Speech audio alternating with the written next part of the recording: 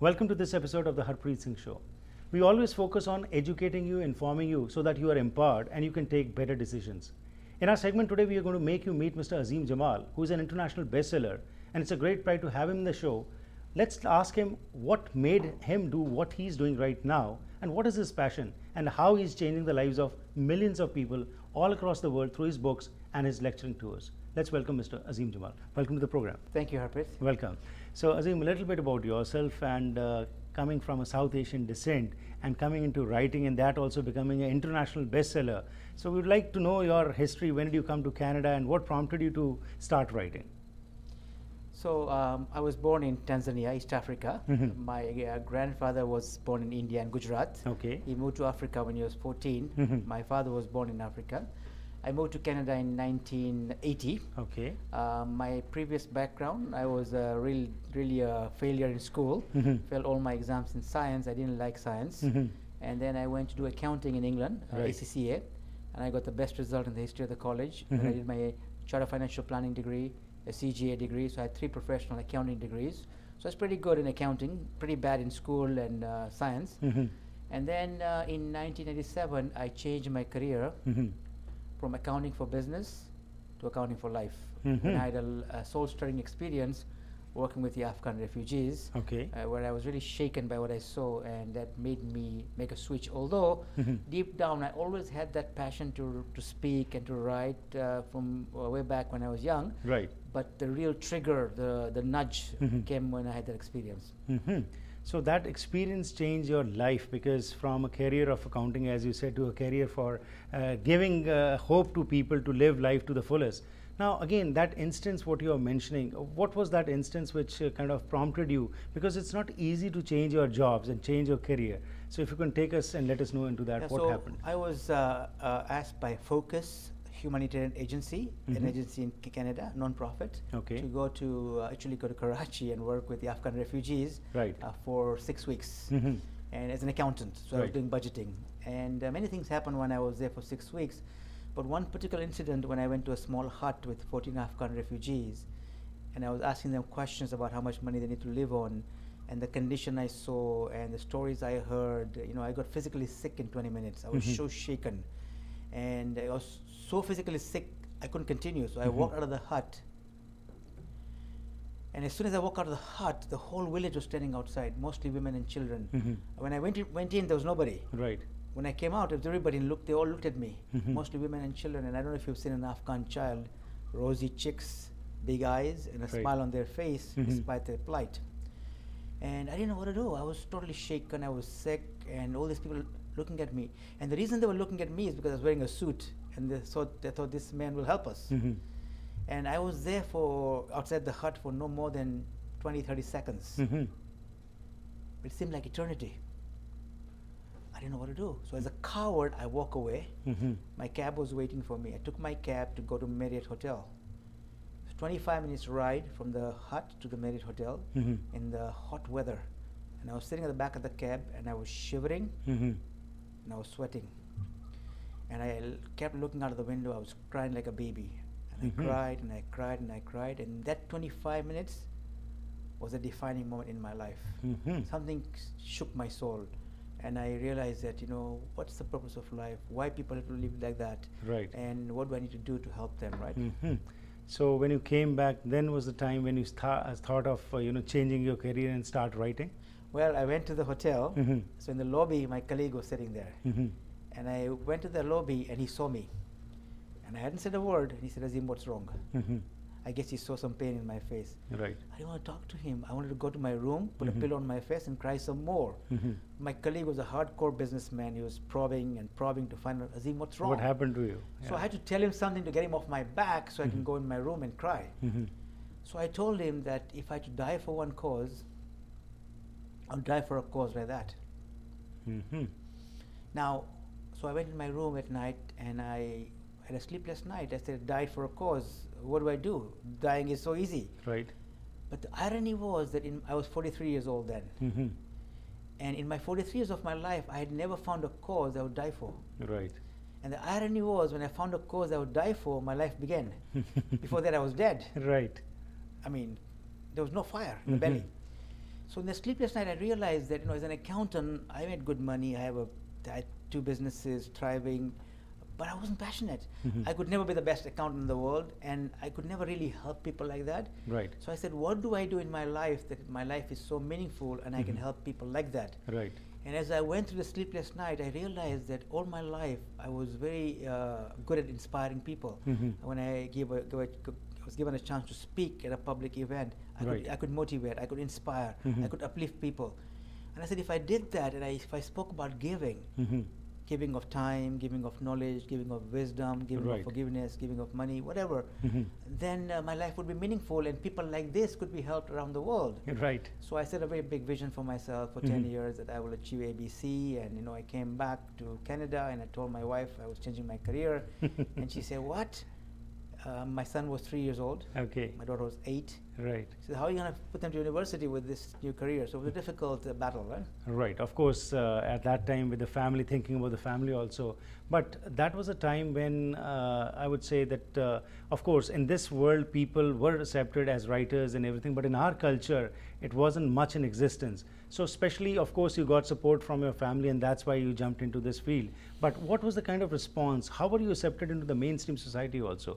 A colored person coming and talking about inspiration and talking how to live life? Yeah, so first of all, it took me 2 years to convince my wife to be on board. Okay. It's a slow process because I knew that if I didn't get the support of the family, of course, I wouldn't go too far. Yeah. So in the 2 years' time, what I did was I managed to empower my team in the accounting businesses. So they got empowered. My partner, my wife, they came on board. Right. My wife gave me a condition that you can change for one condition. The condition was that we don't sell our accounting businesses. Right. And that's the best thing I did, because if I had sold it, I would have been bankrupt by now. So by keeping that... Well, writers and journalists don't make money. by keeping that, it gave us a base, right? Right. And in the 2 years, I empowered them, and now they're doing better without me, so they don't need me. However, in my journey, it was a very difficult journey because I spent about 10,000 hours writing my first book. Right. 10,000 hours is like a lot of time. Yeah. And my first book was called 7 Steps to Lasting Happiness. Right. And when the book was written, my goal was to sell 5.7 million copies because I wanted to inspire so many people. Right. So that they can give more. So I went to Chapters bookstore in Richmond after all these hours I'd put in, and with my big goal. And so I go in Chapters bookstore in Richmond to check my book out, right? And I enter the bookstore and I realize that, who am I going to ask the person, do you have my book? You don't ask for your own book, right? Right. So how do I find my book? So I go in the computer. So I press 7. Type in, 7. So computer says there are 70 books on 7 something. Right. So I go through each one. I couldn't find my book. I went up, I down, I went sideways. I couldn't find it. So I put happiness. The computer blurted out by saying there are 70 books on happiness, something or the other. So I went through each one. Right. Up, down, sideways. I couldn't find my book. I'm saying, what kind of bookstore is this? Then I put my name, Azim, A-Z-I-M, Jamal, J-A-M-A. But I didn't put L. I waited. I said, let me look back. Anybody watching? Nobody watching, because everything is negative. Right. So I put L. And the computer blurts out, author. I said, wow, finally something is coming. Right. Author, unknown. Right. And I tell you, I was shaken because up to that point, right.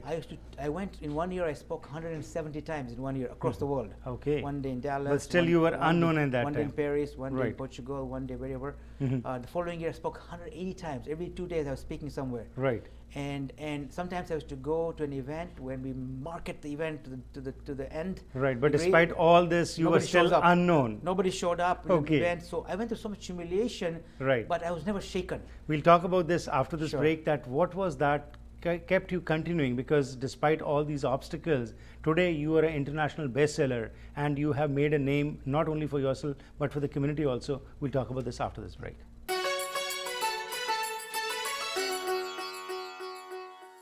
Where there is a will, there is a way, and with passion you can do anything, and that's what Azim Jamal is talking about, that there was a fire within him which he wanted to spread that message of inclusiveness amongst the communities through his writings and through his lectures. What has he achieved? Any regrets? And what are his challenges? And the number of books which he has written, let's talk a little bit about that. So your passion has made you reach where you are today, but there was also that challenging time when you were talking, you were an unknown face.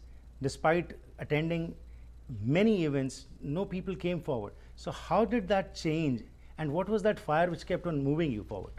So the short story I was sharing with you before the break, I was telling you that that I had spoken to many countries. Right. I had many humiliating experiences when nobody would show up. You had 200 chairs and nobody would be there, or one person would show up. One day I took my friend, my best friend, to an event. I said, please come with me. And there were 200 chairs and only one person had showed up. And I spoke for 2 hours with this one person as if that 10,000 people were there. And my friends watching me said, this guy's crazy. But that's the kind of unflinching attitude I had. However, when that incident happened in Chapter's bookstore, I was depressed because I realized that maybe I'm doing something wrong. Maybe I'm in a denial. Maybe all the people are telling me that you're crazy. They are right. Right. So as I was walking away from the computer, feeling depressed, from 10,000 books in the bookstore, there was one book staring at me. So I'm saying to the bookstore, what's your problem? Why are you staring at me? Do you know I've been reading on average 2 books a week? Right. And the last thing I want to do is read another book. Right. And so I'm saying, forget it. So I'm walking away, and the book is like a light, like a beacon. And I'm saying, what's your problem? Why are you following me? And why am I talking to you? You're only a book. Right. Forget it. So I walked away. So I came to the door of Chapter's bookstore, and I had 3 choices. Go to my car, go to the bathroom, or come back. Or go to the book. And as my late colleague, Dr. Stephen Covey would say, it's called the moment of integrity. In that moment of integrity, I decide to go to the book, but I make a choice that I will not read the whole book. Right. I will just read the introduction. So I go to this small book and I read the introduction. And the story of a guy who goes to Second World War. He comes back from Second World War. He's selling life insurance. And Harpreet, after the Second World War, nobody's dying, so nobody's buying life insurance, so he's going broke. So his wife divorces him, his kid leaves him, so he's all by himself. He's depressed, he gets drunk every day. It was so bad that he had lost everything, his family, his money. One day he was walking in the month of November in Cleveland in USA with $30 in his pocket. As he's walking in the cold weather, he comes to a pawn shop. In the pawn shop, there's a gun being sold for $29 and a bullet for $1. He says, I buy the gun, I buy the bullet, and that's it. Right. But he writes that he was so drunk, he was so pathetic, he didn't have the spine to go in the store, stand in the lineup, buy the gun, buy the bullet, put the bullet in the gun, find a place to kill himself. It was too much work. Right. So he kept walking. As he kept on walking, he came across a library. Right. He went inside the library and nobody stopped him. It was cold outside, warm inside. So he wandered in the library and came to a section on self-help motivation. He picked up a book and read the book, and he was inspired. So next day he went again to read another book, and he kept going back until one day he came across a book by W. Clement Stone and Napoleon Hill called Success Through Positive Mental Attitudes. And he loved the book. He said, I want to meet the authors. So he finds out that the W. Clement Stone was the president of a corporation, and there's a branch in the city he lived in, so he went to apply for a job in the branch. That's right. So to cut it short, that was a book changed his life, and similarly when you read that introduction, that also made you more firm in what you wanted to do. As of today, how many books have you written so far, and wherever you have gone, if you could let us know a little bit about that, and which has been your bestseller? Sure. So I've written 7 books. I have 5 audio CDs. And I have 45 YouTube videos. Okay. My book has been #1 Amazon twice. Right. It was #1 in 2005. It beat Harry Potter. It was #1 again in 2008. And then it was #1 Barnes & Noble, 2009. There are 3,000 bookstores in USA and biggest bookstore in the world. Oh yeah. And #1. Then it was the latest book, Business Balance and Beyond, was #1 in India, in the crossword bookstore across India. Right. The books are in 10 languages. Spoken to more than 1 million people in 26 countries live. Wow. Wow. And many more millions have heard the message through TV and other media. Okay. And Azim, as I was asking you before, I just didn't. You probably forgot to tell me that because you were new into this field and how you accepted, what was the kind of response which you got initially, of course from the people you told us, but what about those who were writing in this particular field?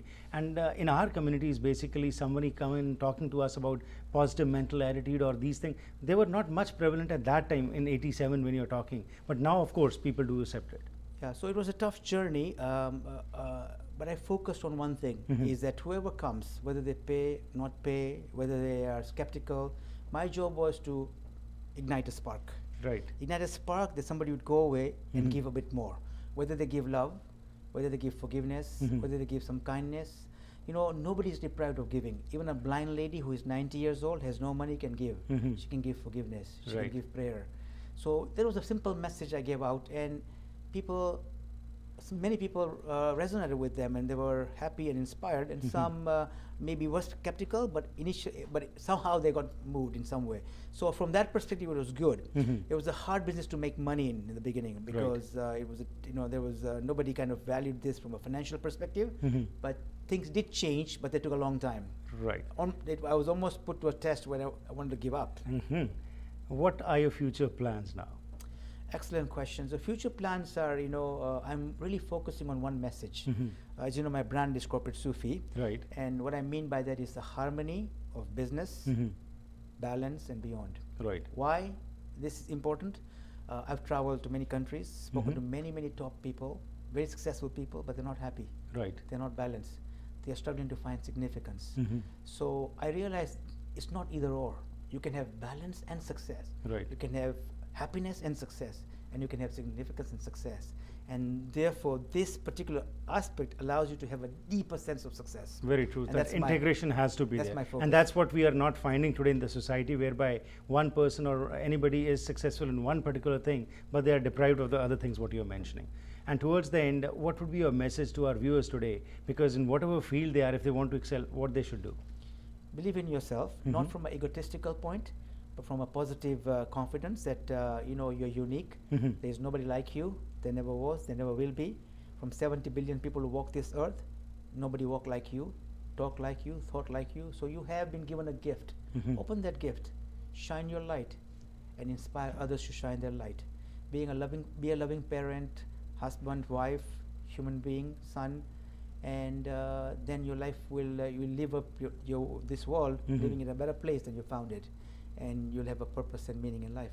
Pleasure having you, and in our future episodes we would definitely love to talk to you about your basics of life when you talk from A to Z, and you have come up with very wonderful things, and we would like to share that knowledge with our viewers in our future episodes. Thank you very much for your time. Thank you, Harpreet, and you keep up your wonderful work too. Thank you.